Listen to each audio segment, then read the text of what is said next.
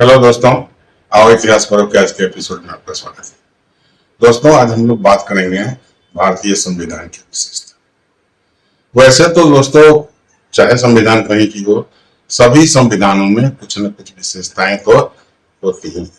उसकी कुछ अपनी खासियत होती है, कुछ अपनी विशेषताएं होती है। जहां तक भारतीय संविधान की बात है, यह वह संविधान है जिससे हमारा शासन प्रणाली चलता है, जिस पर आम लोगों की जिंदगी निर्भर करती है, जिस पर हमारी आर्थिक व्यवस्थाएं टिकी है, हमारी सामाजिक व्यवस्थाएं टिकी हुई है, हमारे नागरिक अधिकार टिके हुए हैं, हमारे कर्तव्य टिके हुए हैं। तो भारत में सब कुछ संविधान पर ही आधारित है। तो हम भारतीय संविधान की विशेषताओं की बात करेंगे, साथ साथ देखेंगे कि दुनिया में और भी देशों की जो संविधान की विशेष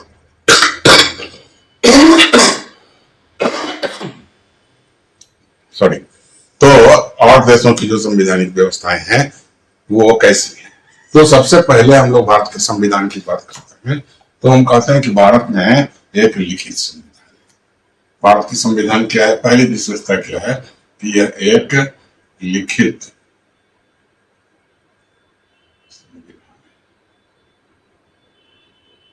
तो ये लिखित संविधान का मतलब क्या होता है कि यह संविधान पूरा का पूरा लिखा हुआ है, एक पुस्तक के रूप में यह संकलित है। इसे कहीं भी हम संविधान के रूप में प्रस्तुत कर सकते हैं। तो जब जरूरत है तो न्यायालय में हम संविधान की प्रतियां रख सकते हैं कि भाई हमारा संविधान ये कहता है, हमारा संविधान ये नहीं कहता है। तो हमारा संविधान एक लिखित संविधान। अब दुनिया के और देशों की बात करें ना, तो प्राय जितने अच्छे संविधान हैं, जैसे यूनाइटेड स्टेट ऑफ अमेरिका का संविधान हो, साउथ अफ्रीका का संविधान हो, यूएसएसआर का संविधान, ये तमाम जो महत्वपूर्ण देशों के संविधान हैं, जापान का संविधान, ये सब के सब लिखित हैं। उन्हीं के समान हमारा भारतीय संविधान भी एक लिखित संविधान।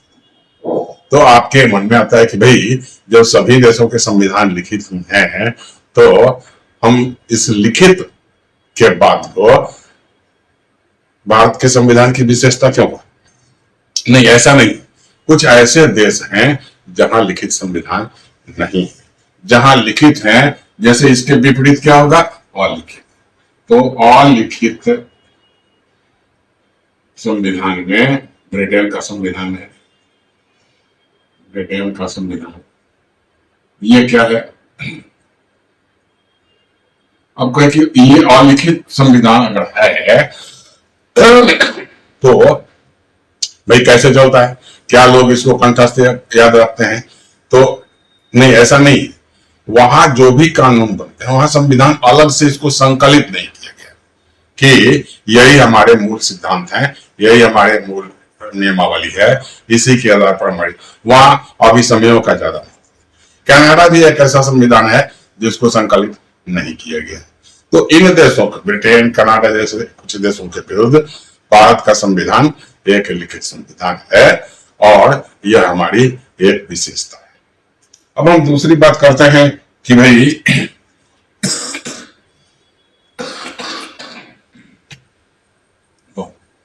भारतीय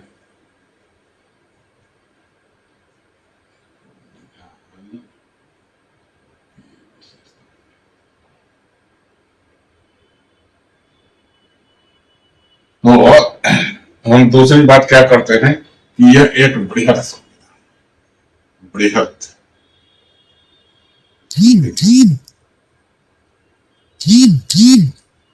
तो बृहद संविधान की बात हम क्यों करते हैं कि संसार की सबसे बड़ी संविधान है, जिसमें कुल 395 आर्टिकल्स 9 अनुसूचियां हैं, 9 शेड्यूल्स।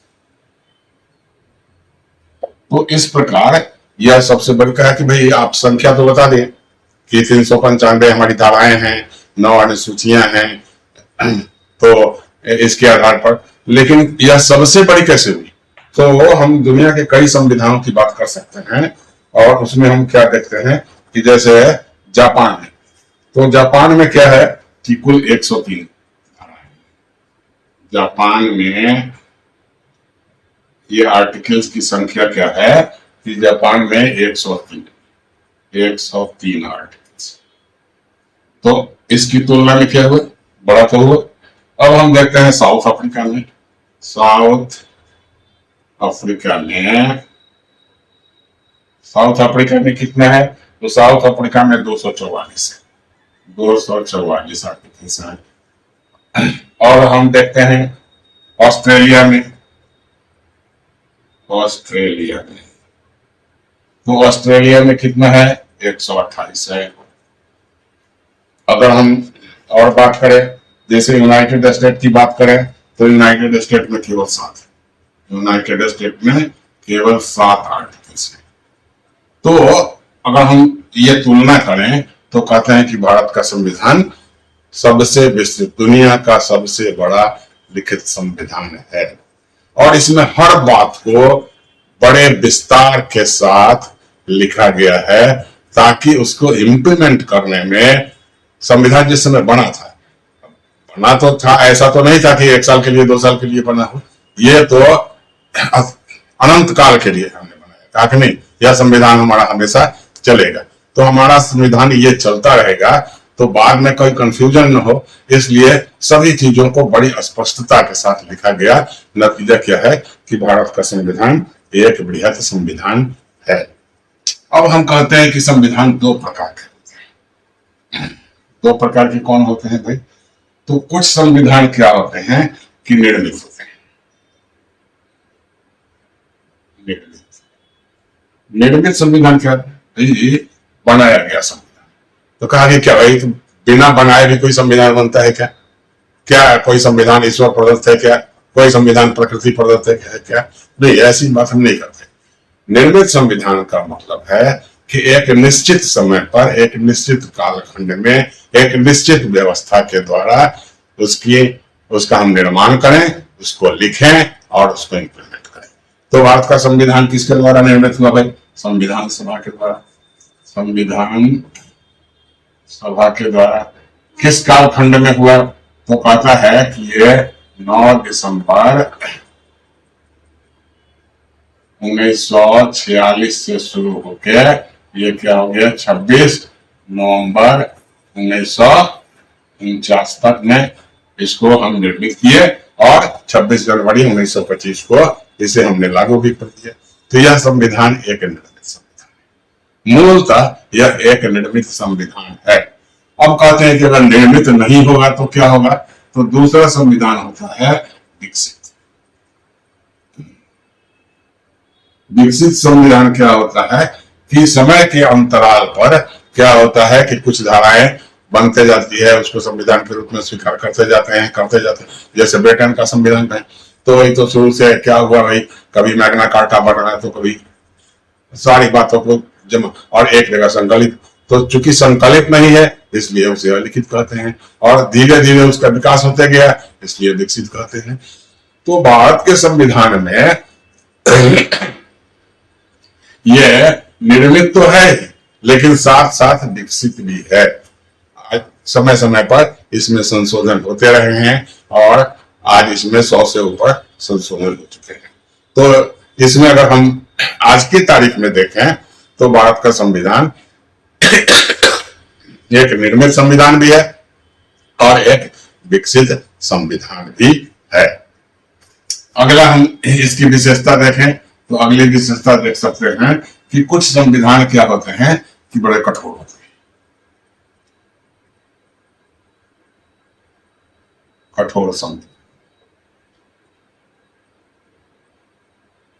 कठोर संविधान से अभिप्राय क्या है?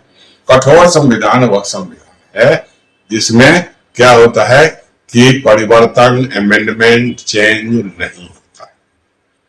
तो ऐसा तो नहीं है कि बिल्कुल कभी चेंज होगा ही नहीं, लेकिन जब किसी संविधान में संशोधन का प्रक्रिया अत्यंत जटिल हो कि वह लगभग कठिन हो जाए, लगभग असंभव जैसी लगने लगे, तब हम कहते हैं कि हमारा संविधान कठोर है।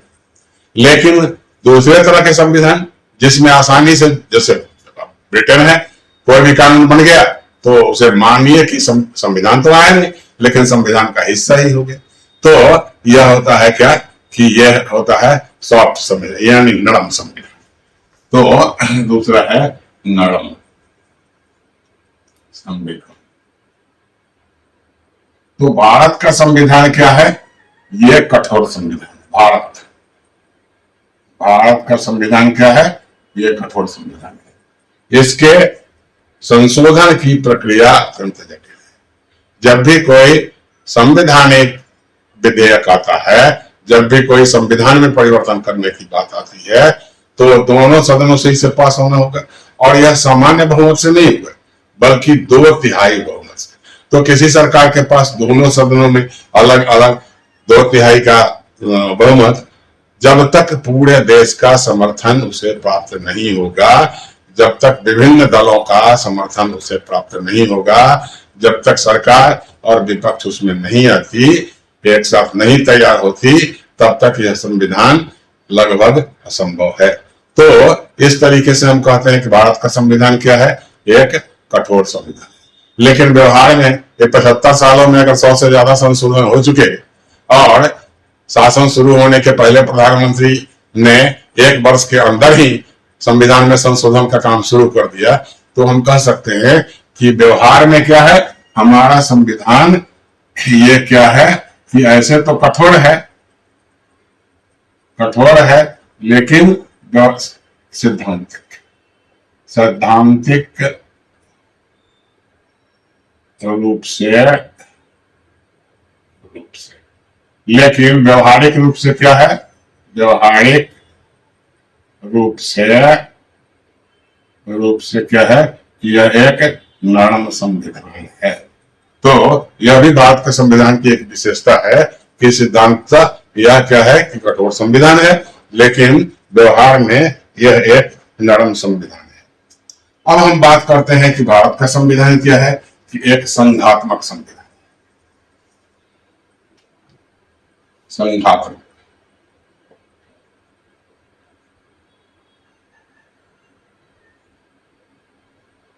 संघात्मक संविधान में हमें 2 चीजें को समझना होगा। एक होता है एकात्मक और दूसरा है संघात्मक। तो एकात्मक में क्या होता है कि पूरा देश एक प्रशासन के अधीन रहता है, यानी यहाँ राज्य नहीं है, या प्रशासनिक सुविधा के लिए केंद्र सरकार बना सकती है। यहाँ क्या है कि एक ही संविधान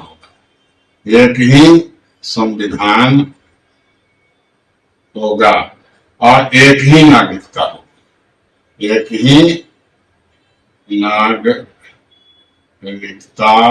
होगी। जैसे उदाहरण में हमने लेते हैं ब्रिटेन को, तो ब्रिटेन का संविधान क्या है? ब्रिटेन के संविधान को हमने राज्यों में विभाजित हम नहीं कर पाए, नहीं है, यह राज्यों में विभाजित नहीं है। अगर प्रशासनिक सुविधा के लिए वो बनाए तो वो प्रांत बनेगा, राज्य नहीं होगा। राज्यों का केंद्र से अलग कोई अलग अधिकार नहीं होगा, उनको जो जिम्मेवारियां दी जाएगी उसी तक का निर्वाह करेंगे, उनका कोई अधिकार नहीं होता। संघात्मक में क्या है कि भाई राज्य सरकार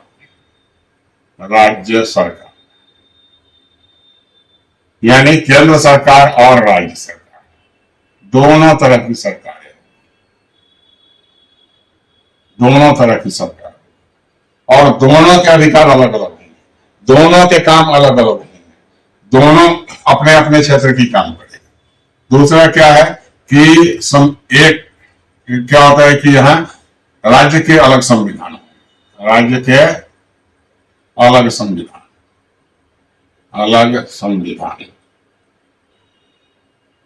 यानी कहने का मतलब क्या होगा कि ऐसे देशों में 2 तरह के संविधान होंगे, प्रत्येक राज्य का एक अलग संविधान और पूरे संघ का एक संविधान, जैसे यूनाइटेड स्टेट ऑफ अमेरिका में। और क्या होगा कि नागरिकता यहाँ क्या होगी? नागरिकता भी 2 होगी। 2 का मतलब है कि एक ही व्यक्ति राज्य का भी नागरिक होगा और संघ का भी नागरिक। लेकिन वह उसी संघ में एक राज्य का नागरिक है, दूसरे राज्य का नहीं, लेकिन संघ का नागरिक है। तो हमारा संविधान ये दोनों के बीच में कैसे है कि हमारे पास सिंगल कॉन्स्टिट्यूशन है, एक ही संविधान है, राज्य है लेकिन राज्यों के संविधान, राज्य की सरकारें हैं, राज्य की सरकारों के अलग अधिकार हैं, राज्य के सरकारों की अलग कार्य है, लेकिन हमारे पास क्या है कि उनके संविधान अलग अलग नहीं है और नागरिकता भी एक है। तो शासन द्वैध होगा, नागरिकता एक हुई और संविधान एक हुआ। तो इसे हम पूरी तरह इसीलिए हम भारतीय संविधान को क्या कहते हैं कि it is union of states, union of states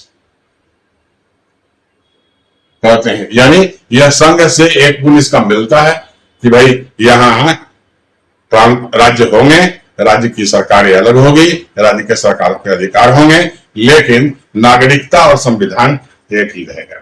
तो चलिए, और क्या होता है कि दुनिया में दो तरह के संविधान हैं।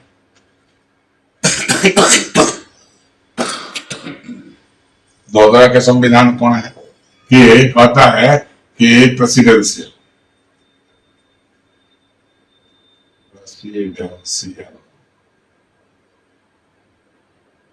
प्रेसिडेंशियल का मतलब होता है कि यहाँ राष्ट्रपति प्रधान हो, राष्ट्रपति सर्वप्रधान है, सबसे नीचा, और इस राष्ट्रपति का चुनाव जनता करेगी। तो देखिए, जब भी प्रजातंत्र होगा, जो जनता के सबसे निकट होगा वही सबसे शक्तिशाली होगा। तो यहाँ प्रेसिडेंट का डायरेक्ट इलेक्शन, जैसे यूनाइटेड स्टेट्स ऑफ अमेरिका को देखिए, यूएसएसआर को, अभी तो रूस है, तो रूस को देखिए, वहां राष्ट्रपति का चुनाव होता है और राष्ट्रपति को जनता सीधे चुनती है, इसलिए यह सबसे अधिक शक्तिशाली होगा। दूसरा संविधान क्या है कि पार्लियामेंट,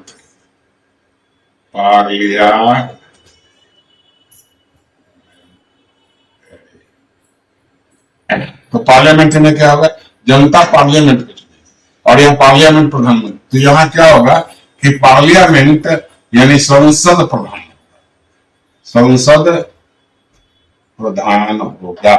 तो ये क्या है कि भारत की यही स्थिति, भारत क्या है, पार्लियामेंट्री डेमोक्रेसी है, यहाँ संसद सबसे प्रधान है। कौन व्यक्ति प्रधानमंत्री बनेगा यह पार्लियामेंट तय करेगी, कौन व्यक्ति कब तक प्रधानमंत्री के चेयर में रहेगा यह पार्लियामेंट तय करेगी।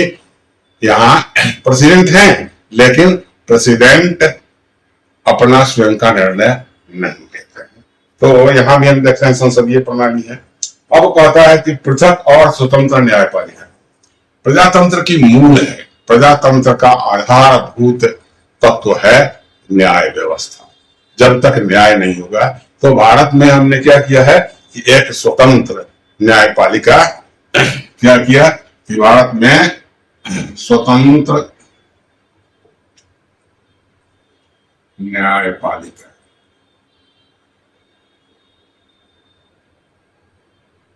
की व्यवस्था की गई और यही संविधान का क्या है कि कस्टोडियन है, संरक्षक है। तो हम कल्पना करते हैं कि हमारे यहाँ ऐसी न्याय व्यवस्था होनी चाहिए जो विदाउट फियर, विदाउट फेवर, जिसमें कोई इलविल नहीं हो, कोई अनुराग नहीं हो, बिना अनुराग बिना द्वेष के वह सबके साथ संविधान के आधार पर, देश के कानून के आधार पर न्याय दे सके।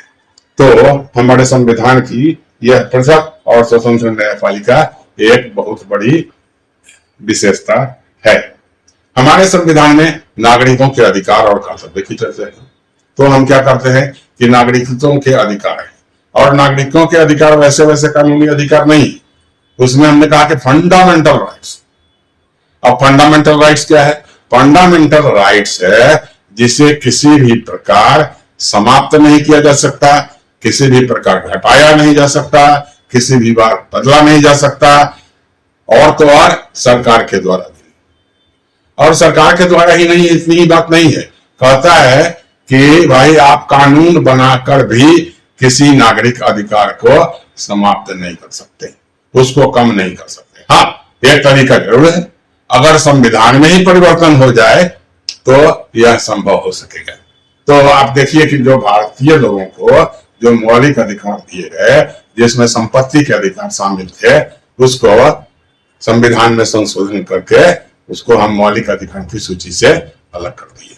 तो यह जो है, ये नागरिक अधिकार हमारे लिए बहुत है। अब कहता है कि हमारा संविधान क्या है? एक संप्रभु। संप्रभु का मतलब कि भारत के बारे में कोई भी निर्णय करना है तो यह किसी विदेशी या किसी बाहर के लोगों के द्वारा किसी भी प्रकार से निर्मित, यानी उनके द्वारा तय किया गया नहीं होगा, उनके द्वारा प्रेरित नहीं होगा, उनके द्वारा दबाव में नहीं होगा। जो भी निर्णय करना होगा, हम भारत के संबंध में जो भी निर्णय करेंगे भारत से, और यह अधिकार मूलतः हमारे यहाँ पार्लियामेंट को दी गई है और पार्लियामेंट के लोग ही इसका निर्णय करते हैं। अगर राज्य का विषय है तो राज्य की सरकार, राज्य की विधानसभा भी करती है। तो अब कहता है कि राज्यों में हमारे संविधान में एक और बड़ी बात है, नीति निर्देशक तत्व। तो जब हमारा संविधान बन रहा था तो लोगों की आकांक्षाएं अनंत थी। यहाँ क्या है कि जातियों का समूह, धर्मों का समूह, ग्रामीण भारत, शहरी भारत के लोग, नौकरी पेशा के लोग, प्रोफेशनल्स, मजदूर, किसान और सबके, वनवासी, चरवाहे, आदिवासी, शेड्यूल कास्ट, शेड्यूल ट्राइब, सबकी अलग अलग आकांक्षाएं थी, सबकी अलग अलग समस्याएं थी।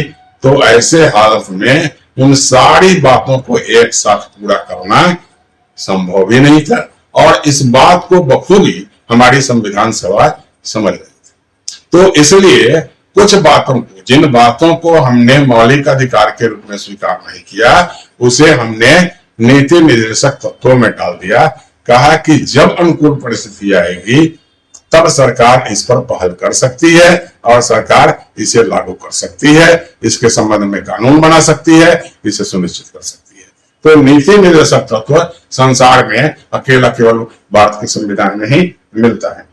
तो हम अखंडता की बात करते हैं कि भाई भारत क्या होगा, ये अखंड है, अखंड रहेगा, और इसके सीमा रेखा के साथ किसी प्रकार की छेड़छाड़ नहीं की जाएगी। अब कहता है कि भाई तो कुछ संवैधानिक संस्थाएं बन गई। अब सरकार चलाने के लिए देखिए 3 संस्थाएं हैं। कौन कौन सी संस्थाएं है? कार्यपालिका है, विधानपालिका है, न्यायपालिका है। कार्यपालिका का है तो प्रधानमंत्री और उनका कैबिनेट, अगर विधानपालिका का है तो पार्लियामेंट, लोकसभा और राज्यसभा, न्यायपालिका का है तो सुप्रीम कोर्ट, हाई कोर्ट और उसके नीचे भी तमाम तरह के कोर्ट्स आते हैं। ये तो, और सबके अपने अपने उत्तरदायित्व दिए गए, सबके अपने अपने अधिकार दिए गए, सबके। तो इसमें कहा कि कोई एक संस्था, जैसे मान लीजिए कि देश में सरकार कौन चला रहा है, अगर आज आप से पूछे कि भाई भारत में सरकार कौन चल रहा है, आप प्रधानमंत्री का नाम, नरेंद्र मोदी का नाम लेंगे। तो ऐसा नहीं है कि अगर वो सारे अधिकार, उसको बहुत सारे अधिकार मिले हुए हैं तो मनमानी ढंग से कुछ करे, मनमानी ढंग से आप नहीं कर सकते। तो ये जो संस्थाएं हैं, अगर 3 ही संस्था की बात करें, कार्यपालिका, विधानपालिका और न्यायपालिका, तो उसमें एक बड़े खूबसूरत चेक एंड बैलेंस की व्यवस्था की गई है। चेक एंड बैलेंस का मतलब है कि ये संस्थाएं स्वतंत्र तो हैं अपना काम करने के लिए, लेकिन उसमें शक्ति संतुलन होगा, वह दूसरे संस्थाओं के शक्तियों का अतिक्रमण नहीं कर सकेगी। अगर यदि ऐसा कहीं होता दिखता है, पाया जाता है, या किसी को इस पर संदेह होता है, तो न्यायपालिका है, वह इसकी व्यवस्था सुनिश्चित करती है कि नहीं भाई ऐसा नहीं हो सकता है। तो हमारे देश में इन जिन भी संवैधानिक संस्थाएं हैं, कार्यपालिका है, विधानपालिका है, न्यायपालिका है, और भी संवैधानिक संस्थाएं हैं, जैसे चुनाव आयोग है, यूपीएससी है, कैग है, तो ये तमाम संस्थाएं हैं।